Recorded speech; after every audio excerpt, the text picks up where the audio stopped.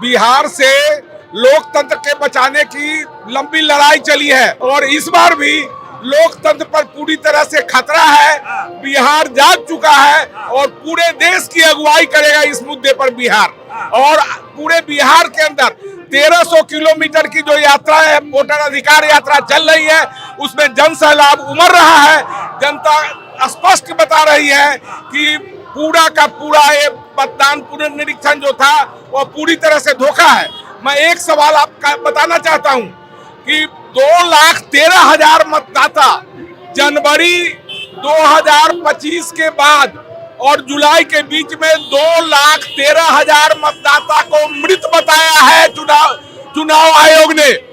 भारत का मृतकों का औसत प्रतिशत है 7% 6 महीना में हुआ 3.5%। उसमें मैक्सिमम संख्या मरने वाले की होती है 22,000 22,500। मान लीजिए कुछ बूढ़े लोग ज्यादा मरे तो 25,000 30,000। ये 2,13,000 लोगों का नाम काटना कहाँ का न्याय है? या तो हर बिहार में जिंदा आदमी मरा पाया जा रहा है और बिहार में जिंदा आदमी चाय पीता, मरा हुआ आदमी चाय पीता हुआ नजर आता है राहुल गांधी के साथ। ये स्थिति है, ये मरे लोग जिंदा है, स्थिति है।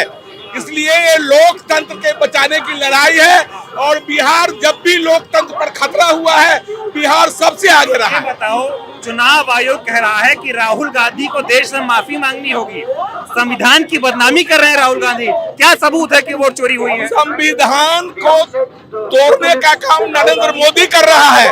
जब चुनाव आयोग की नियुक्ति हुई तो संविधान में प्रावधान था कि एक सुप्रीम कोर्ट का चीफ जस्टिस, प्रधानमंत्री और विपक्ष का नेता मिलकर चुनाव आयोग की नियुक्ति करेगा। लेकिन लोकसभा में अपने बहुमत का दुरुपयोग करके इस फांसीवादी प्रधानमंत्री ने भारत के सर्वोच्च न्यायालय के मुख्य न्यायाधीश का नाम हटाकर और उसमें गृह मंत्री को रखकर संविधान में संशोधन करके चुनाव आयोग को अपने पिंजरे का तोता बना दिया है, जिसका परिणाम है कि वो 2024 का चुनाव इसी तोता के सहारे जीता है।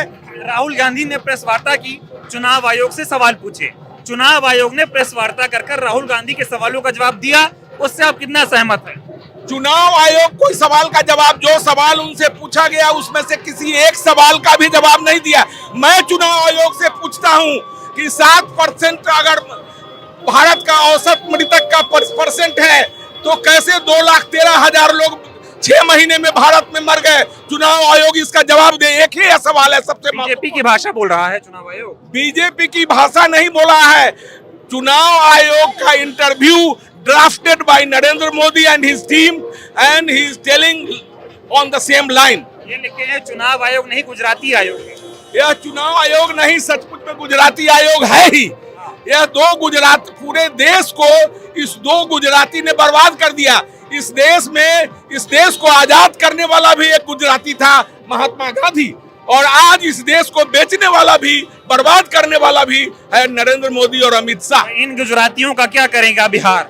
इन गुजरातियों का बिहार सबक सिखाएगा। चूंकि हम लोकतंत्र में रहते हैं और मताधिकार से ही हम उसको हटाएंगे। और इस बार बिहार की जनता पूरी जगह जाग चुकी है। पूरा बिहार से यह आंदोलन पूरे देश में जाएगा और नरेंद्र मोदी को सत्ता से पदच्युत करेगा। मोदी जी ऐसे ही कहेंगे कि मोतिहारी को बंबई, पटना को पुणे बनाएंगे, सब बिहार वाले वोट दे देगा? नहीं, कभी नहीं। बिहार के लोग तो बगल में वाराणसी को देख रहे हैं कि वो क्वेटा नहीं बन पाया। आज भी वाराणसी की स्थिति और खराब होती जा रही है, तो पटना को पुणे कहां से बना पाएंगे? कुछ नहीं करेंगे।